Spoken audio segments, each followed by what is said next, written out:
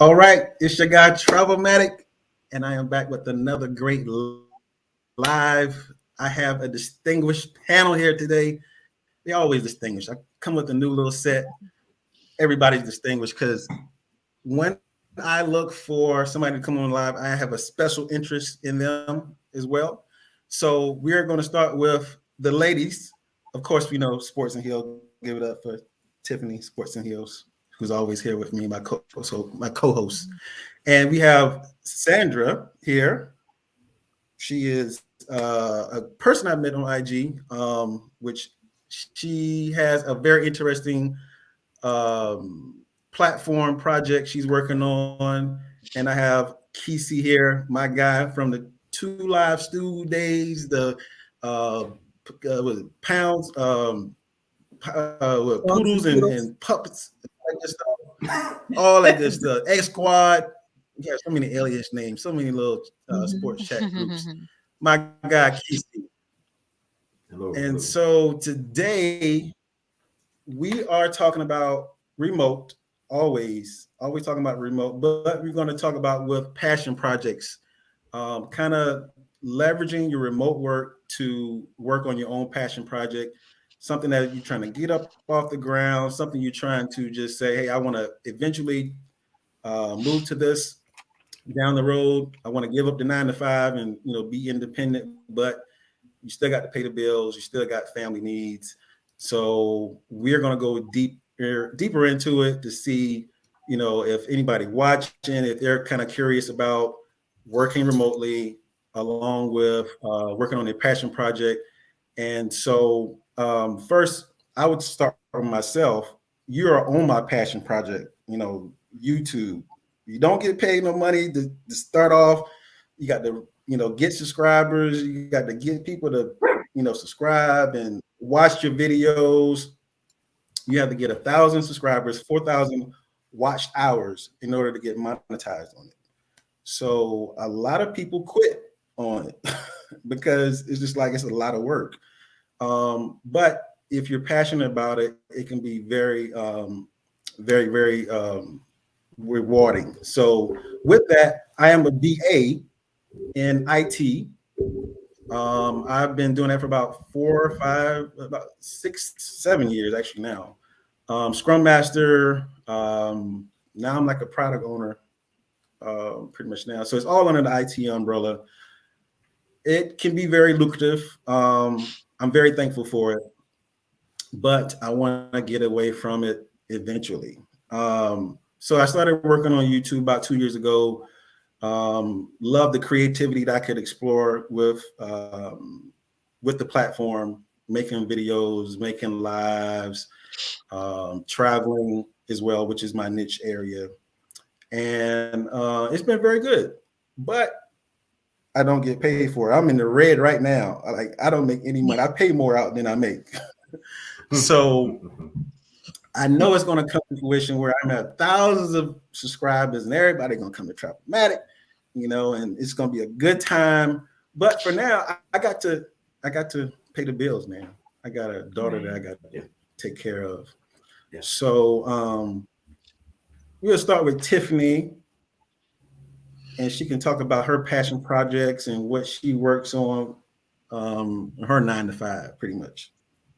So, I like you work in software or IT, the umbrella. I'm primarily like you also um, on the project delivery side, so on the PMO side. So I stay in the project coordinator, project manager, Scrum Master space.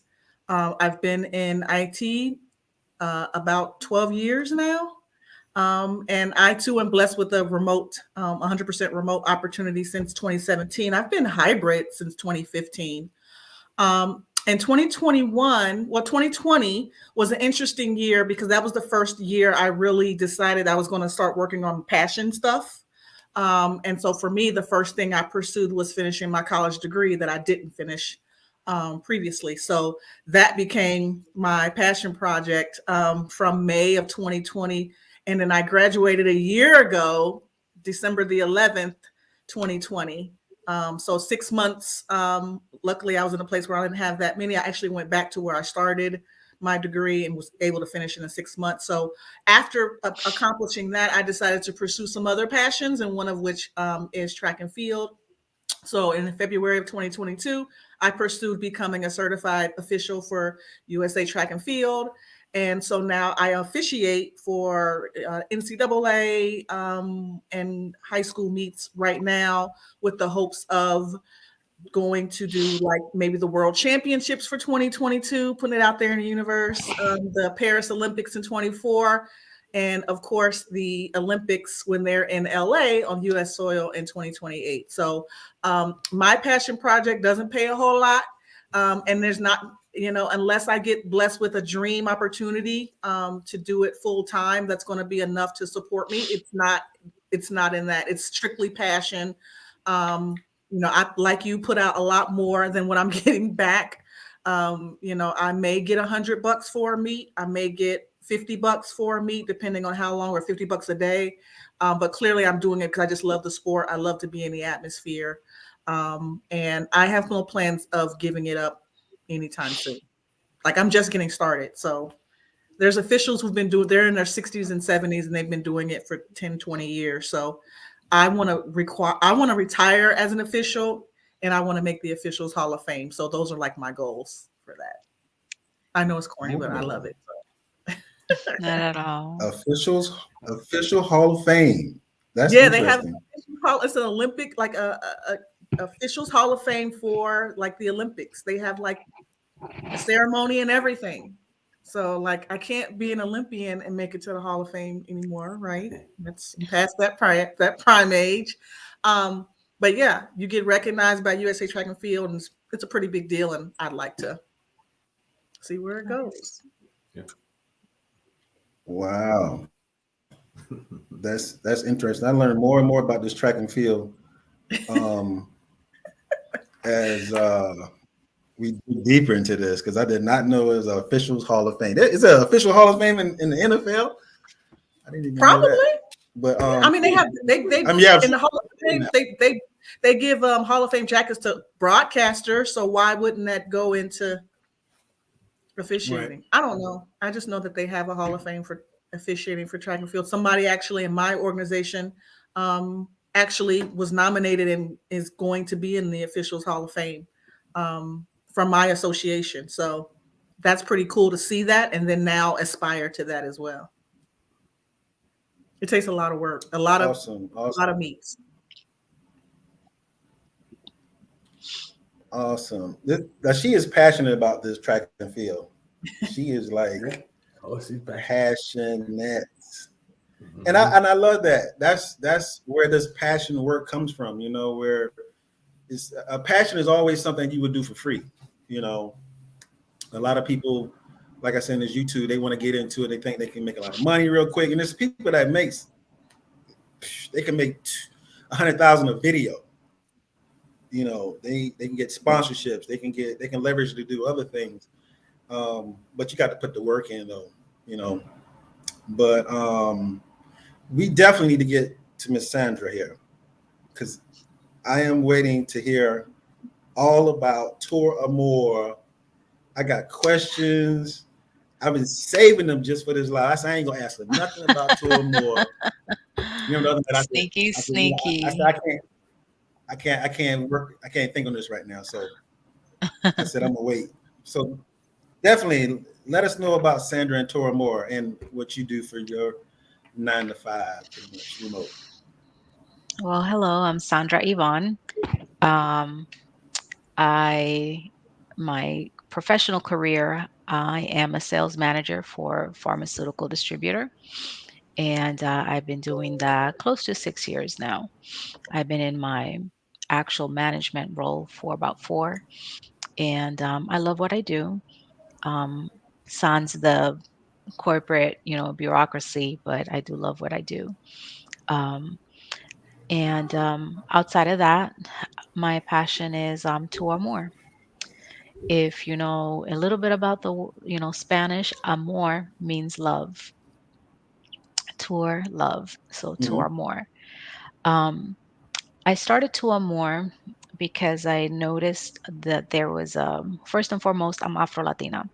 My dad is Black Puerto Rican, and I was born in Carolina, Puerto Rico. Grew up, with Mm. a black. My father's side is all black. My mom's side is Mexican. So they're all different. Everybody got different tones of colors, but we're all like that.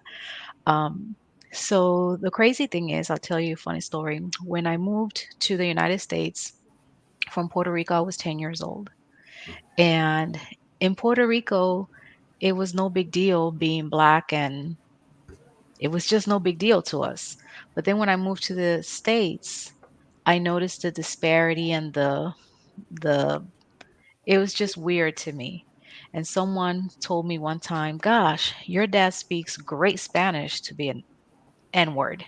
And I'm Oh, like, "What is that?" I didn't even know what that meant. man. So I go home and ask my dad, and he's like, "Who told you that? Oh, I'm gonna go kick their ass, whatever." And I was just so confused by it all. And even at that time, I could barely, read English. I learned English within 6 months, I would say. Um, so I just started reading and asking questions. And, truth be told, my father couldn't tell me much. My mom couldn't tell me anything. All he knew is that, yeah, our ancestors come from Africa. And I'm like, but where? But how? He's like, I don't know. I just know we did, because that is not taught in, mainstream, school system. It's not. Yeah. In Puerto Rico, and even here, we just celebrated Columbus Day. Seriously? Yeah. So we celebrate Colonizer Day. So the same thing in Puerto Rico, right? Oh, Christopher Columbus discovered America. That's what I knew until I started, reading and reading. And I didn't have a choice to read because I could barely speak English. So the way to learn English was through Mm. reading. And, I just started learning, and I was only like 10, 11, 12 years old. And I had these deep questions for my teachers, and they're like, oh, here she goes again, with broken English. And now she's got all these, questions. And then I began traveling as an adult, and I discovered this entire world of Afro descendants, people that look like us, that speak, various languages. And I just fell in love with, I fell in love with my roots. At some point, I felt, at least for me, it's like you're not black enough to be black, but then you're not Latina enough to be Latina. So it's like, Mhm. where do you fall in between, Yeah. the lines? And I experienced that in school too. Oh, you're the light skinned girl. I don't know why they have to add extra syllables to that, but or when I went to, a different school because I was in the junior honor society, I was the black girl. So I'm like, where does it end? Where does it begin and where does it end? And just by reading, I've educated myself. I started to more, with the intent of, offering group trips, facilitating group trips to different places throughout the Americas to connect and reconnect Afro descendants, by means of the religion, by means of the, food, culture, um, dance, music, everything. And truth be told, the drums connect us, music connects us, the food connects us. We may call it one thing or the other, but it's the same thing. It Mhm. originated from the very same place, from the motherland.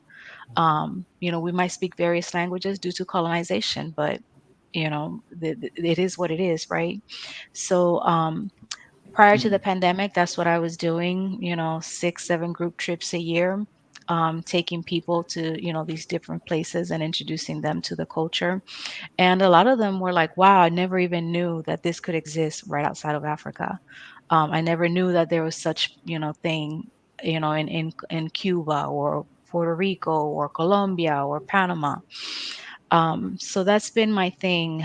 I will say that after the pandemic, well, we're still in a pandemic, right? Right. But throughout the pandemic, I've thought more and more about what I want to do, right? Air quotes, with Two or Mhm. More. And I want to turn Two or more into a media company, if you would. I've come to the realization that I love travel, but I don't have the patience for people. I really don't. I'm a manager as it is, and I have to deal with 13 people on a regular. So going on these group trips, as much as I love to see the people, people's reactions as I introduce them. I thought to myself, you know what, I could capture this on a video and I can upload it to YouTube or start my vlog and monetize what I do.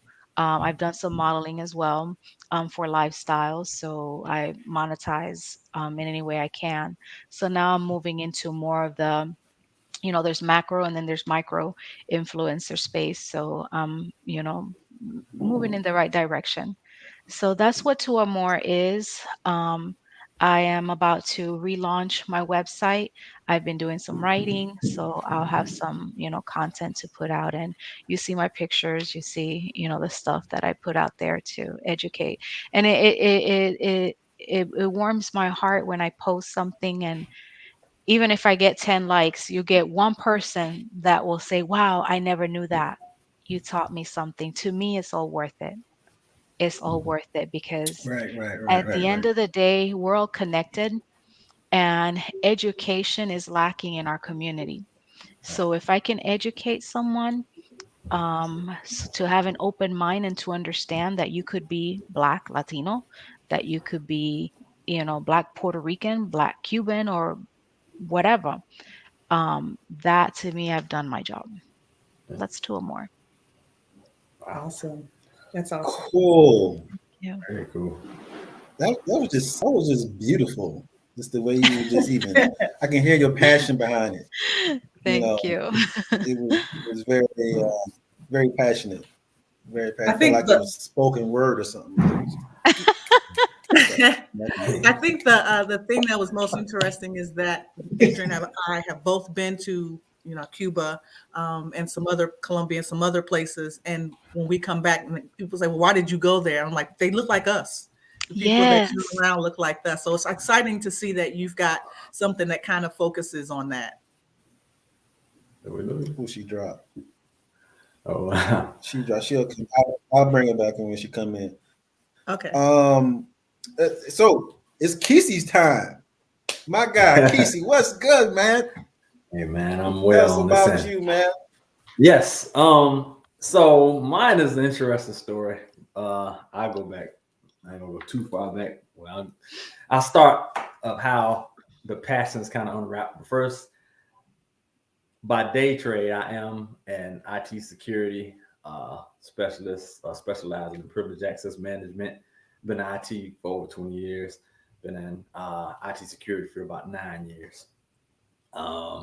So I'll say everything in regards to technology, I've always embraced from day one.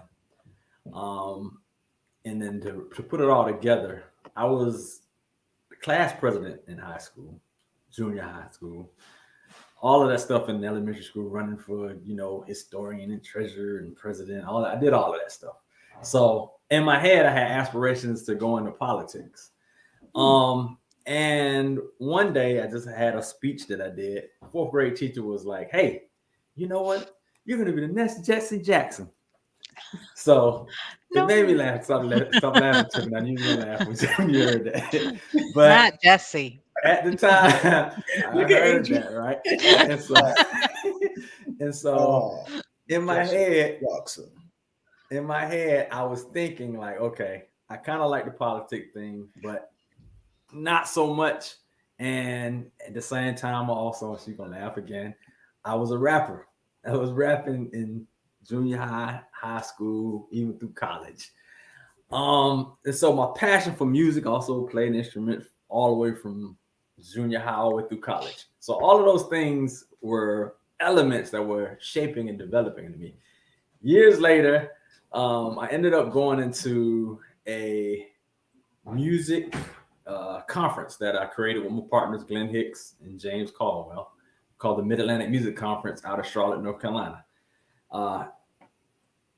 A little bit before that, I did a website that focused independent artists, the distribution online. So we were like one of the first groups outside of CD Baby that were able to distribute music to the masses. However, we didn't really take advantage of the technology. We didn't really understand to have streaming music or download your music, etc. So basically, people would buy the music and we would ship it to them. So that was at that time what we felt was the bridge of music and technology. So I was building websites for independent artists. We ended up doing a music conference. Did that for 10 plus years out of Charlotte. So I was still feeding the music passion. I really, now was behind the scenes on the whole production of a whole event. It was even greater than being an executive producer or of an album or producer or distribution into that, because I brought all of those elements together. Fast forward from there, we have the podcast that I'm doing now. As Tiffany and Adrian contest, we were all listeners of Doug Stewart, one half of the Two Live Stews, Sports Talk Radio. They did many years here in Atlanta, Georgia. Doug ended up, after years later, creating his own podcast. And as a family, we all kind of came together, listened to this show at the same time, 5 days a week, 3-4 hours. So we kind of, it was like an old school chat room. You create an avatar, you create a screen name, you just go into the chat room and just talk mess. And we kind of became close, you know what I mean? Like every day you're seeing the same people. So it's almost the same world that they're developing now with this whole metaverse thing. You know what I mean? It was almost like a virtual thing where you have personalities, you have conversation, you're forming relationships online. And that ended up with me creating a show, podcast. And I went under the tutelage of Doug Stewart, his producer Tree. And we ended up creating a show, and I just continued on and brought like-minded people who had shows and formed what I now have as X Squad Radio Network. That's me as a passion. So to pretty much communicate and to give of myself, that's one thing that I've always, been into. I've been a resource for a lot of different things. I'm still developing passions. The thing that's funny is my wife laughed because she was a little angry at me today because she went and looked at our next door site here in the neighborhood. And she said, "Oh, you own a grilling group now?" She's like, "What don't you do? Like, when are you going to stop? You keep adding more and more things." So I can't help it. I don't know. It's like, I don't know. I always want to do something. I don't know. So that's part of my passion. Love it. Love it. Love it. That's awesome. I didn't know that about you, Kesey. Kesey, and I remember having this conversation with Tiffany about, I was like, why they don't never get on YouTube? You got on Spreaker platform, but I felt like if y'all got on YouTube, the following is a bigger chance of getting a following on YouTube because it's a bigger platform than Spreaker. But why never switch to YouTube? So I'll tell you that. Basically, it was ran like a online radio show. The way Doug did it, all my podcasters kind of followed the same type of route where they wanted to do a live show. They had live interaction. So it's a little different from a podcast because our shows are podcasts technically, but they're live radio shows first, and then they turn to podcast after you're done recording. That's pretty much how it works. So it was an audio thing. Even to this day, I have 15 podcasters. Probably only a third of them even are interested in going video. Mm-hmm. You know what I mean? Me, myself, I started YouTube about a year ago, so I'm still developing my channel just like you are. You know what I mean? Not to say it's tough, but It's a lot of people now on YouTube. We could have been in the game before and early, but now everybody's got a YouTube channel doing any and everything that's content.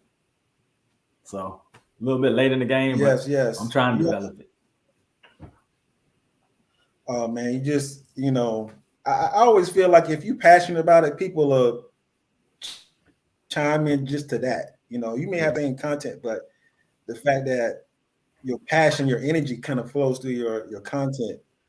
And I get that with a lot of my stuff. Of course, many people have been to Colombia, Cuba, well, not like Cuba, Mexico and all that stuff. Mm-hmm. But people always say, man, I love the way you edit, and because I just like the creative part of it. I like the sound, the music, every little piece. I'm real like intricate details and all my stuff, the edits, the Okay. transitions, Right. how you end, and if you get the message out of it. Right. So Right. um, I never. That's a common thing on YouTube saying, "Is it too late to join?" Because it's millions and millions of channels on YouTube. So I don't never think it's too late to join. I think it's you're really doing yourself a disservice if you don't join because there's so much potential there. So much Yeah. stuff. And But I'm watching a lot of back the. to Mhm. no, go ahead, go ahead. Okay, I was gonna say I've been watching a lot of the content creators, especially folks that are doing skits. For some reason, the past 2 years, you got your Big Jaw, you got your Country Wayne, you got all the guys that were making the skits, and everybody that's in their team that have rolled and did their own thing. Daphne, or whatever. So all these different comedians and stuff that have created their own. But I'm Mhm. seeing huge success where they are now able to do their thing on YouTube and Facebook and Instagram, where to the point where they're being comedians, allow them to use this platform to kind of grow themselves as a brand, and they don't necessarily have to go get a movie deal or anything because they're like Country Wayne said, he's self-contained. He's paying his family, you know what I mean, and all the people that associate with him Mm. very well. Right. Definitely. Actually, on the side, if you look on the side of this, the screen here is a private chat. If you Yeah. could put your like your YouTube in here, like one of your videos, I could just put it in here, and I can get Okay. people to subscribe to your channel. Okay. Appreciate Also for you, Sandra, Sandra, I like Sandra. For you, Sandra, your information as well. Your IG or whatever. If you can put it in there, I can also include that because both of y'all have some great content. Definitely have some great content. Tev, what you thinking? I'm thinking this is going to be interesting talking about all these passion projects because you got Sandra with the travel, Kesey with the radio, you with YouTube, and all three me with track and field. Those all three require a lot of time and energy to it. to put into that. So I'd be interested to know, from both of you, how are you managing that? You're in management, Sandra, Mhm. and I have friends who work in pharmaceuticals, so I know how demanding that can be. Very much so. And PC, you work in network security, so I know how demanding your career choices from 9 to 5 or can be. You have periods that are a little quieter sometimes, not being on the sales side, but how do you guys manage that, your passion projects on the side while being a remote worker? Let Sandra go first. Thank you. I think for me personally, my career is extremely demanding. I'm pulled in every, which direction. But I know in my heart that to me, although this is a passion project, it's not just a hobby for me. I want to be able to monetize this. So I treat it as such. And now that I'm no longer officially doing group trips anymore, then I can book, a trip whenever, right? I can bring my laptop and still work remotely. Doesn't matter where I'm at. Um, I think what takes more time is I read a lot, as opposed to watching TV. And in order for me to create content, it requires reading. So to me, I'll just, curl up in my room with my book or, whatnot, or I'm doing research on the internet. So I have my own system, if you would. And I'm an empty nester, so I don't have, little kids, tugging at me. The person I'm dating, he already knows, like, don't bother her. So, there's that balance. And on Sundays is the day that I take to create content. I don't create content every day because I don't have time for that. And I want to create something that's good. There's things that I'm going to post that, again, some people are going to be like, nice. And it hurts my feelings, but it's part of, it's part of the.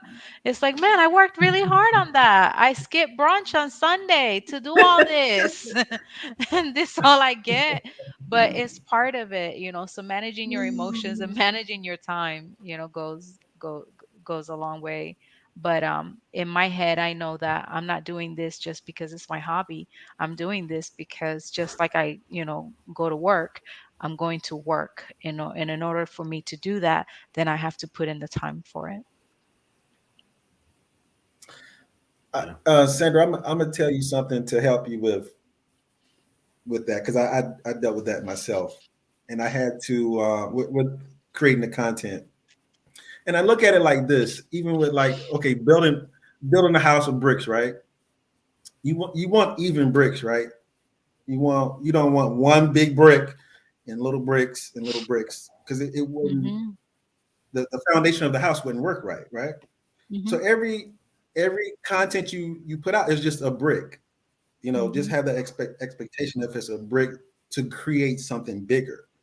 Mhm. So you won't have that expectation when you put something out that's, oh, it fell flat. I only got like 10 likes on it. And it's just like you're like, Mhm. ah, because you can get into that. That's that social media. Oh, That's with trust me, I've anything been in social delivered. media. You put I've out been delivered from that already. okay. I've delivered from people and that mindset, so I'm good. Okay. Okay. Yes, because Yeah, I no. found But myself, you're right. You're I put absolutely some right. content out and it's like, man, that was a fire one, man. I put everything together on that. I got gold. What's wrong I with got, these people? yes. And it only got like 50 views or something like that. And I'm like, what? And so I had to just back up a little bit. Like, hey, I'm looking to build something bigger. So just keep building them little bricks, Exactly. putting them little bricks Consistency. out. Consistency is key. Yeah, it's consistency. That is it. Kesey, Yes, you sir. said you had 15 podcasts? Yes, let Wow. me break it down. Tiffany Wow. Because you understands. got the whole So setup going on. You got the microphone drop, you got the background. Man, I'm about to take some of your time and you get my background, together. And I got a mic here, but uh ain't attached or anything. But I just told Tiffany I'm gonna work on the studio for all this stuff. I just telling her yeah, that today. But yeah. yeah, that's a lot, man. That's a lot. For me, first, like Tiffany was asking, I have a 8 hour day. So typically I work the type of jobs that I got my 8 hours and I'm done. I don't really have a whole lot that I have to do before work or after work. And that's historically been my type of job and that I've worked great in. I don't really have to do a lot of projects after work or before work at anything that I've been dealing with lately. So it works itself out because I have that bucket where I can dedicate that to work, and then afterwards I can, put everything else in place. So I have several things I have to deal with. One is I have my own show that I have to plan, and then on the other side I have a whole podcast network with other shows, and I have to deal with the personalities and the creation of those shows to make sure that they're being put out right and marketed right, etc. So there's a lot that goes into that because I'm a technology guy. So a lot of people bang on me for technology assistance and how do I do this and what's your thoughts on this? And it ain't just my podcast network. That's everybody. That's family. That's friends. That's coworkers. I'm just like a resource. I've always been a resource for anything technical. I think anything. People just call me like, hey, let me bounce this off you. So I have that goes on a lot. Wife, she don't like it so much. She's like, people are I'm always calling. sure. They're always calling you. Ah. So, you have to kind of shut off and make time for a lot of different things. And be what's the word? Present in the moment, as she says. So with that, with me in the planning of my podcast and my network, I have to think about the organization because the best podcasts that I have, my best episodes are when they're well thought out, well organized, questions well prepared. I have shows where most of them I interview someone, but then I have some that I'm doing my own discussion on a certain topic. So the best way is actually to, a lot of people have a staff, a full staff to do certain things. They have their marketing, they have their producer, they have, a lot of different things that, that go into their show. Me, I kind of do everything on my own. I wear all the hats. So I'm doing the show. The sound might go out right in the middle of me recording and I have to go fix it. And that's during the live broadcast, and I have to go back and edit it after we're done.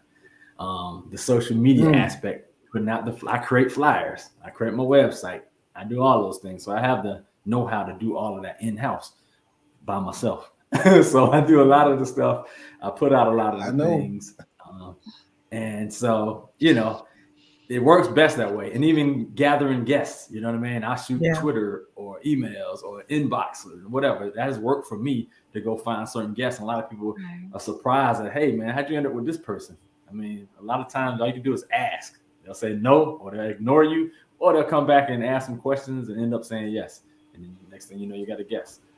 So I've had people that have had way more subscribers than I have on a lot of things, 5 million plus subscribers or whatever. I've had people that, have come on like that. I'm like, wow, they were humbled to come on. They could have said, man, this guy got 1,000 subscribers and I'm going on his show. But, I look at it as a business. I'm a businessman just like you, and I'm going to have a professional interview with you and make sure that I bring out the best of myself and put the best product out to help that person to get exposure to. That's the way I look at it. True. Right. I definitely know about doing it all, man. I'm thinking now that I got a video that I'm about to put out or work on to put out maybe Thursday or Tuesday of next week. Editing, getting into these lives. I left Tiffany out with, she talking about, did you send me the link? And I'm like, oh, I forgot to even send her the link. I'm trying to get these two together, get Sandra her information, get Kesey her information. I was like, oh, I forgot all about Tiffany. Like, man, you the co-host. I need to give you access to this StreamYards. But you'll have to give it to me every 2 weeks. Yeah, it's a lot. It's a lot of little pieces to jump on. So, how long have you been doing this show? How long have I? My third episode. Okay, third episode, right, Tiff? Yep, third. Yeah, it's about third. Just because she has a built-in following. I'm about to get in. Yeah, it's just all centered around remote work and. Don't listen to Kesey. Yeah, the built-in following. I'm like, man, she just put a link out, and all of a sudden, 200 people are gonna show up in the show. That's not true. That's not true. We're here. Anyway. Maybe one day. Yeah. Maybe one day that'll be true, but not today. So, Adrian, I remember earlier we were talking, and you were asking about what our employers think about our passion projects, if they even know about it. And I never thought to ask anybody, does your employer know that you have a side hustle or passion projects, or that you're bringing in money some other means? No. Well, none of their business. That question they know came I travel. up because I see that they don't even know I traveled. No, they already know. I mean, I'm a manager, so I'm like, I'm not going to be here for 2 weeks, or I'm not going to be here, for a certain amount of time. I have to. Well, the reason why I came up with that question, the question was, do you hide your work, your passion project, or your side hustle things that you're working on? Do you hide them from people? Do you tell any of peers or whatever? Because the benefits of working from home or working remotely is that you can work on those other projects. And I was telling Tiffany one time when I first got into YouTube 2 years ago, I was working on some videos and I just didn't have enough time. I would bring my laptop to work. And so I would have my personal laptop here on the right. And then I would have, my desktop here, and I'm working and I would work. And then people would come up, hey, what you doing? I'm like,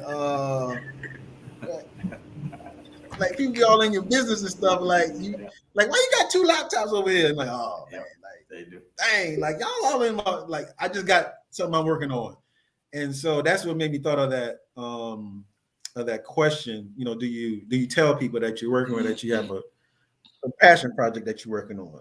But if you're working from home, you ain't got to tell nobody because nobody ain't in your business like that. And Right. And for so, me, like working from home, I work from home. I don't have time to be working on personal stuff because I am back to back on calls of this and that. If I'm on a conference call and I'm not facilitating, I might, have my post timed. So I'll post something. okay. But honestly, during the day, like I got to do my job. That's the job that pays me. So I got to mind the Right, business right, that right. pays me. Um, and it is demanding, so I don't have time. So that's why after hours, it's quiet in my home. It's just me, so I do what I got to do. Yeah. Okay, okay. So See, I'm I'm not as structured as you. I'll just find any little hour or crevice to work on the edit, and then I'll come back to it or whatever. So, Mhm. Kesey, how about you? So I got a story. I try not to speak about my podcast in my professional life and Right. people find it because it's very Googleable. Googleable. I don't even know if it's a word, but my name is out there.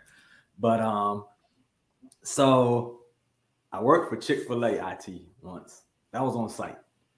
And one day, I don't know, I think I actually maybe my close people I told about the show, or they figured it out, or they somehow saw it.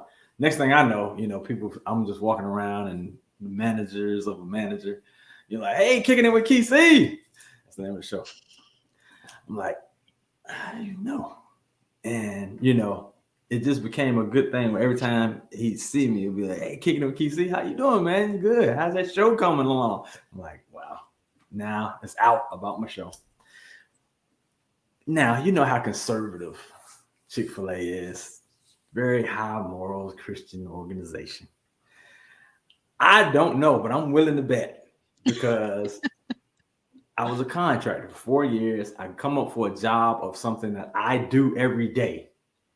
And I think they have a 6 interview process. And then you're not even interviewing with people in your team. You're interviewing with marketing. You're interviewing with people just like, how? Then they're asking questions like, so tell me a little bit about yourself. What are your values like? I mean, just all kinds of just questions that ain't related to the job. Anyway, I didn't make it through. And my only thing I can come up with is, hey man, somebody got listen to one of my damn podcast episodes. They probably heard me and my wife on it or something, because me and her, we're a little unfiltered. But we went in on Trump a couple times, I'm not gonna let I you don't do know. that to Miss Angela. It was all because of you. See, I didn't get a job. That's all I know. And I was like, okay, I'm gonna try to keep this life out of there. If you find it, you find out. But I ain't going too deep into it.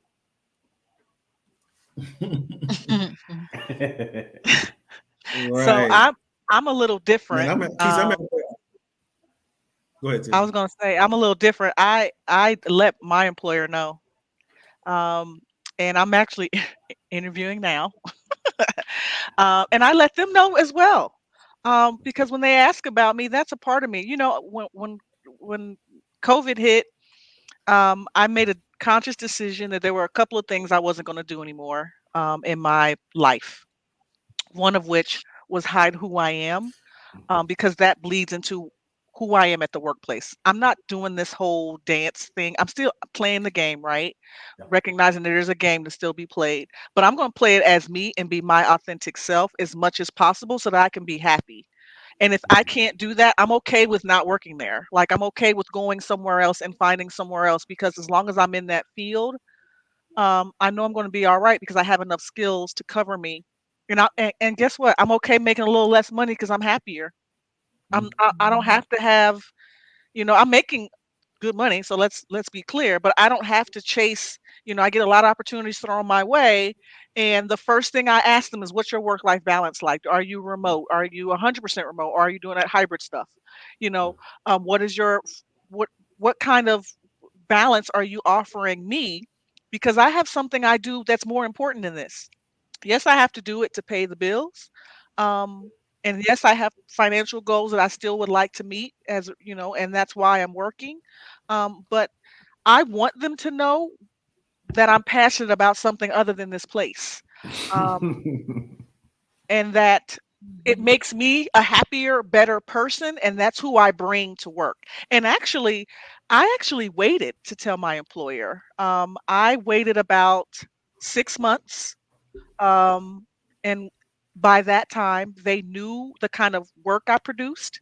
They knew the type of employee that I was. They knew my integrity. They knew that I was a woman of my word. They knew that I would go above and beyond when necessary. My team went to bat for me. My directors went to bat for me. They all were, screaming accolades. And so they got to know what kind of work ethic I had. And then I said, "Oh, well, by the way, this is what I do on this. This is a little something about me." Because withholding that and then giving them a little something about me wound up being a benefit, Yeah. because they're wanting to know, "Hey, do you need off anytime soon for a meet or anything?" Like, "No, I'm good. We don't have anything until the week. It's not till Saturdays, and I can travel on Saturday for a meet, and it's not a big deal." But because of that, I have so much more flexibility because I'm being transparent, and I'm having a lot more support. If I say, "Well, I'm going to log off early so I can catch a flight," there's no pushback. There's no, "Well, who's going to do this?" There's none of that. It's everybody's trying to accommodate the fact that I have to leave early. Yeah. It's not where I need to fill, and yes, IT is a little different where you don't have to find somebody to fill your shift, but it's still a lot more support than had I kept it hidden and kept that. And I understand why people do, because I've kept it hidden previously. I just made a decision that I'm not doing that anymore to when I pursue opportunities. Now, don't this needless to say, there might be an opportunity that comes up where I might have to hide it, aka Yeah. I'm interviewing right now. But I still, those you can kind of fill out, especially when they emphasize the work-life balance. That's when I really bring it up. "Oh, really? Well, let me test your theory on that. I happen to be blah blah blah." Mm, So Yeah. I got a buddy that's an interesting. actor, and he That's says the interesting. same thing. He says that's definitely, if he's to find a job, that he's upfront that he might have to go film somewhere. You know what I mean? So that's his criteria. Makes sense. Yes, that's interesting. I never thought of it from that way. I mean, you're kind of like using them wanting you as leverage to, in return get something back, when you need it. Right. You, yeah, and what kind of ushered the way is maybe I need to use my director kind of let us know, "We want you to pursue things that make you happy. We want you to do that." And that kind of opened the door for me, like, well, why, if this person is the director at this Fortune 500 company, there's got to be other employers that are willing to do the same, especially now because COVID's kind of changed a lot of people's minds it. about what it work-life balance looks like for them now. Because they have to do it themselves, right? They're Yeah. having to do it themselves, and now it's extended to their workforce. So I think now, if you're going to pursue a passion or a side career, now is the time to take advantage and start exploring that option before we're back 100% in the office. Yeah. Now's the time to really jump on that because your employers are a little bit more flexible in you doing so. That's true. Yeah. And as far as Mm, flexibility, like you yeah, said, interesting. yeah, the the ability to work from home, man, Yeah, has been a game changer. I don't see how it's ever going to go back. It's just changed the way the way the work culture has been. but they trying to make it go back. So they definitely I just want trying. to wear warm, fuzzy socks and, leggings all day. Me too. Yeah, yeah, I put on yeah, a blouse up, do yeah. my hair, fluff, fluff. We're ready. Let's go. Exactly. Ready, ready for that Zoom call, huh? Yep. But, Yep. Yep. WebEx. yeah. Or you So I get somewhere got like one question here. Oh yeah, that's a whole nother. That could be a whole nother no video. live show, video or no video, Oh, and yeah, video etiquette. Because my contract, it's this. I think it's more of like a common etiquette. If somebody comes on first and their on-screen video, then everybody else turns their camera on. And then you get that one like me where I just leave mine. I leave mine off. Like until y'all say, hey, we need to turn it on. Yeah. I'm leaving Yeah. it off. Yeah. But yeah, that's it. That's a whole nother video. That's typically Okay, how it works. Same exact way. Right. Off. Okay, next question here. At what point do you feel you need to have your business in order to let go of your remote 9 to 5 or work from home 9 to 5? And where are you at in your business? You think you need to have it to say, well, I'm throwing up the deuces. I am leaving. Just like Sandra just left. When do you think that time is here? When do you think your podcast will be up making money? At what point will you say, Casey, I'm out with this contract? Well, this job. The best person on that panel right at that moment sounded like Sandra, that was in the best position for that. Yep. For myself, it's going to take a whole lot, for me to be comfortable with the podcasts to make a substantial amount of money that way. But, I'm still pursuing it. I'm looking at all the different ways, all the different avenues. I just have to envision. I'm still trying to figure out because there's so many ways to get to that path. So I don't have that answer yet. Unfortunately. Gotcha. I think for me, financially, it just comes right down to financials. I'm not making 6 figures with 2 or more. There's home obligations. Say my kids are out my house, but not my payroll. So, No, that's right. mortgage, car payments, student loans, all of that. So it just comes right down to financials. Yeah. Do you ever want to move out of the country? I'm sorry, to add a quick question for Sandra. Would you ever move out of the country, or would you just stay in? At the moment, I have to stay here. I have family obligations, but I do have a plan B for retirement, and it requires me not being anywhere in the United States. Gotcha. Okay. Tiffany. I make like $50 a meet, dude. I mean, we're a long way from what I need, but if it's I'm working in a field that's not, I'm not working in the NBA. But you never know. Something could happen, and I could be blessed with an opportunity that I'm making. Maybe I'm working on the technology side of track and field. There's a lot of technology in the sport, especially now with timing systems, and you just never know how I could get in. So I'm not going to limit myself, but um, honestly, this is something I would do for free. I was traveling doing it without working the meets previously. So I don't know. I'd have to make a whole lot of money to stop doing what I'm doing in order to be able to do it full time and not work.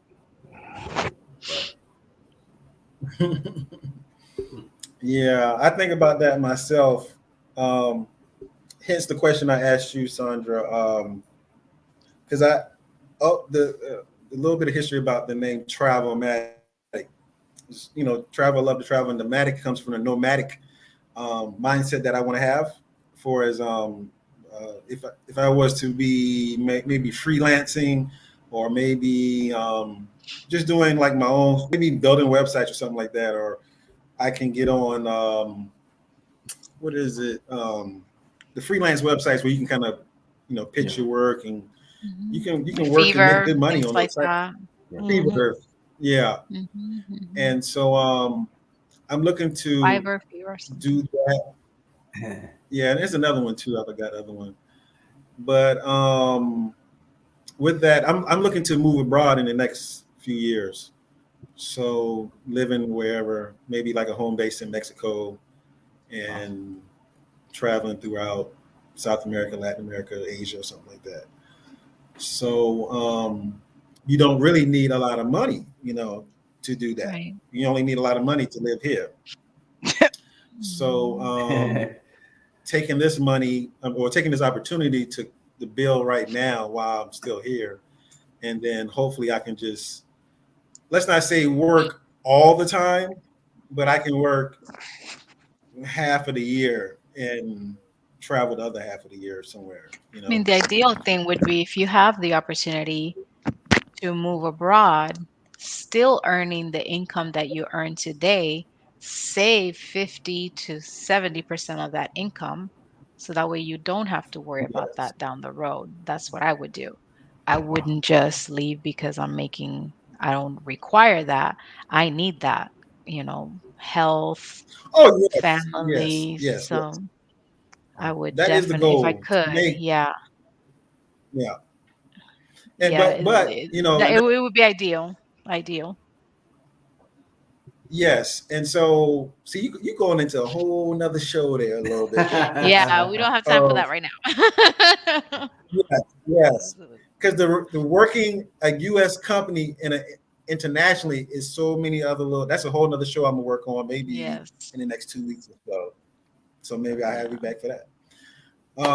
Because I have some guys that's making that transition now, and Yeah. I'm trying to do a little bit more research before I kind of talk on it.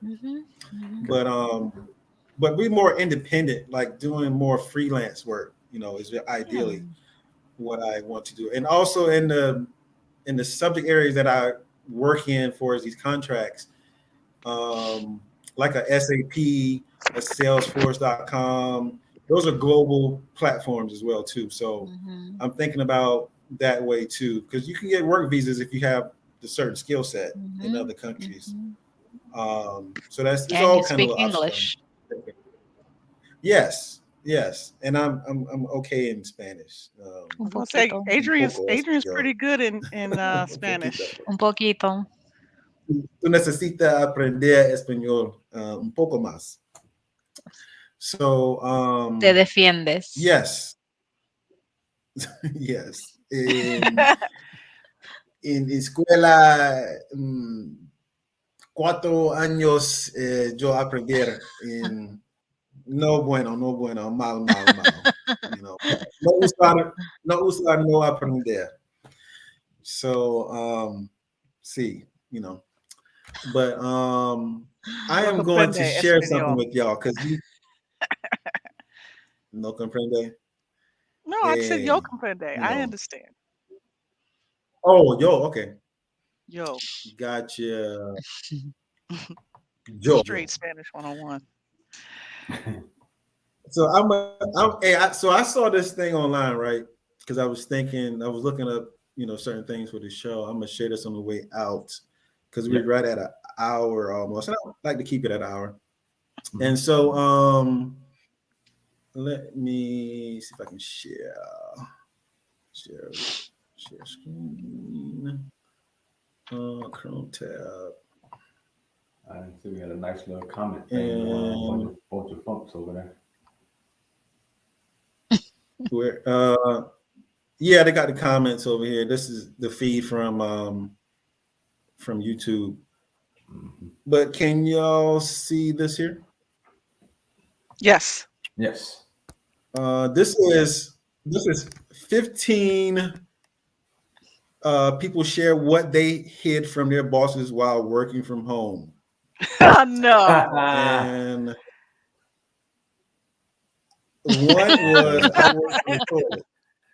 It's not Wow. that serious. The laptop can stay at the Right, desk. right. It's not that serious. Don't touch their keyboards. Oof. Uh, Passing around salmonella and COVID I 22. know. it said I work from the toilet. That's the first one. When is I hike during office hours? That's Adrian. Yeah, Yes, that sounds about right. Yeah. Yeah, if I sometimes. was Yeah. I work naked. Yeah, I ain't gonna tell y'all what I got on under here right now. It's just a shirt right now. Let's see. Scandalous. Right. Pause. I make memes during slow times at work. I thought that was kind of interesting. They stay on the computer. I think that's. I had sex during a work call. Hence the pandemic baby. Wow. Yes. Right, They said right. essentially I had sex while on the work call. It wasn't my idea. My girlfriend really wanted to do it. It must have been a fantasy or something because she got me to turn on. She muted the The meeting computer. was on The Zoom. meeting Oh, was the via camera was Zoom off. and the mic was muted. Interesting. Oh boy, that is very interesting. Y'all don't have no ideals now, but I had a pandemic baby, of course, in the house all the time. I Um, see. I Oh, moved to another state. Now, this is I've something seen that this a I thought lot. about when I saw. I said, "Yeah, I've seen I this a could end lot. up." Cause see, here in Atlanta, um, my contract they talking about. Well, we may be looking to come back in January. I said, "Man, I'm gonna end up moving on the ass." yep. Like I'm in LA. I live in California now. Like, what? When did you do that? Man, about a month Yeah. ago. Luckily, my contract, my people are out of the Um, state. They already or out of this one state. right here So too. yeah, I Right. moved to another country. That's awesome. I moved to another country.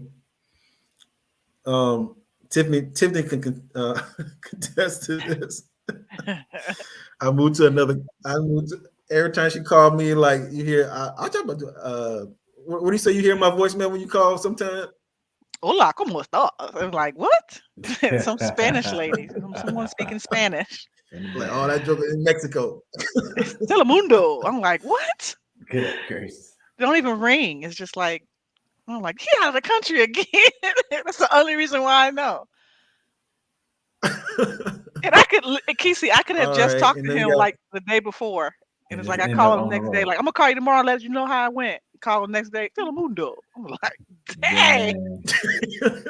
And then 2 weeks later, oh yeah, I went to Colombia. I was in Colombia. Like, what? Wow. I will, I will, within 3 days, I will pop up and get on the flight in a minute and be That's a out. good life right there. The But beauty of living in Atlanta. Yeah. oh yeah, yes, Oh, yes. you saying because of the You can get some international good. flights, being able to get on them. Okay. Yeah. Yeah, That's awesome. I never even listen. I know these things, but I don't know these things. No, yes. Well, you no, because you can't do I took that. care of my. well, yeah, you're right about that shit. That's a whole family having that. Like, hey man, Like, right. I'm gonna go to Colombia. Like, okay, When we no, you going? ain't. Cause you got to Oh, roll with yes. me, man. You First got off, to I gotta roll go with me, through. man. That's gotta go through layers of paperwork before I can go there. I And gotta go through that's putting it lightly. board approvals and stuff right there. I don't Man. care what destination you about to call out. Yeah. That's going through some layers, buddy. She said she ain't going. Mm-mm. Yeah. And so took care of dying pet, Oh all the man, sad chronic stuff here now in illness. the back. Chronic illness. Yeah. Wow. I know somebody who did that. They had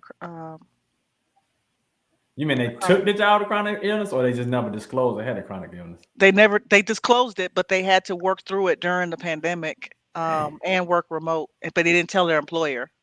Wow. I mean, it's kind of hard to say that, right? Like I got a chronic illness. Mm-hmm. I don't know. Wow. Yeah. Did we lose some? I started grad school. Didn't you go, Tiffany, to school? Yeah. So For well, I you were working. Right? yeah, I was actually funny thing.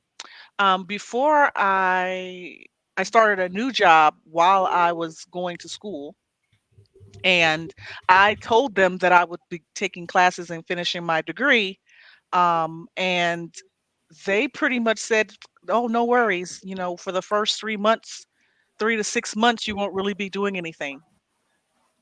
Yes, So, I remember talking to you about that. and I was I like, said, "Yeah, you gonna be okay. doing." I wasn't doing anything. I just showed up to You work, was went like, to meetings. I don't know how I'm gonna finish yeah, I school and remember that go to now. work. And they were like, "No, you don't have to do anything." So I I was in a really unique, very anointed position because that never happened in my life Yeah, you was before. kind of Yeah, you was kind of panicking, like I don't know if I'll be able to do school, and like, man, you ain't gonna be doing that for the first month or so, man. Like, so Yeah, you made it through it. I did. I did. Traumatic brain injury, attempt to keep it under wraps. Wow. That's the Okay, scroll sad scroll stuff. down. Let's see. Yeah, go. It has to be something else other than this. Big thing, a whole lot of terminally ill stuff on here. Yeah, I think that's the end, right? Yeah, Okay. that was it. But That's they it. didn't That's say the anything like 15. they didn't tell them they started a business or We got a second job. got a second job. Yeah. They didn't say any of that. Hmm. I don't know. I would be interested to know the They was demographic of probably making too much. people that they asked about this, especially the work from the toilet kind of thing. Like, who's doing that? Weirdos. Bunch of weirdos on Like, there. you don't Yeah, have a speaker on your phone. I mean, on your laptop that's loud enough to reach into the bathroom. Yep, Bluetooth headset, right? Right. right. Well, I look like Sandra's gone. Yeah. She was that's like, that's a "Man, my hard time stop. is up." Oh, okay. All right. Well, yes, that's it, man. I appreciate it. And if you're watching this video, definitely like and subscribe. Check out my guest here as well. And I'll see you on the next video, man. I appreciate you, Kizzy. Sandra, I'll hit you on IG and thank you as well. So that's it, man. Kizzy, I'm gonna definitely hit you up about some BA stuff, man. IT, I just didn't know you was doing all that stuff, man. Yeah. So Yeah. I think in the future I'm gonna try and migrate to that kind of content, and like I want to help, brothers and sisters to learn how to, just learn that skill set, That's because that's it's not difficult, but that's one of my goals right now yeah, as it's well. not That's difficult, my but next. it's That's my next project that I want to take on. Of course, again, here I am going to another area, but I would like to educate the young brothers and sisters to get into right, that right. field. That's a very underdeveloped field for minorities. Well, I can't say Yeah, minorities because man. there's a lot of people offshore that's in it. But as far as us, Yeah. African Americans in IT security, no one's really looking at that type of field or that career. Yeah, I'm looking into IT security as well too. That's something else I probably taught you. I know security, and it was something else. I'm maybe looking into, but security is the future though. So I know there's certain certifications and stuff needed that'll help you, but you don't really have to. But that'll help you get your foot in the door, definitely. Yeah. Security and data, I think, So are the if you can do something with oh the yeah, and data. data. Yeah, if you can manipulate the data, you go into security. That's the future. That's definitely the future. There you go. Yeah, People paying big money for data. Mm-hmm. Yep. big money, man. Big money. All right, And definitely. I appreciate y'all. This is the end of the show, and I'll see y'all in the next video. We out. Peace. Peace. see you later. Peace. Peace. Take care. Bye.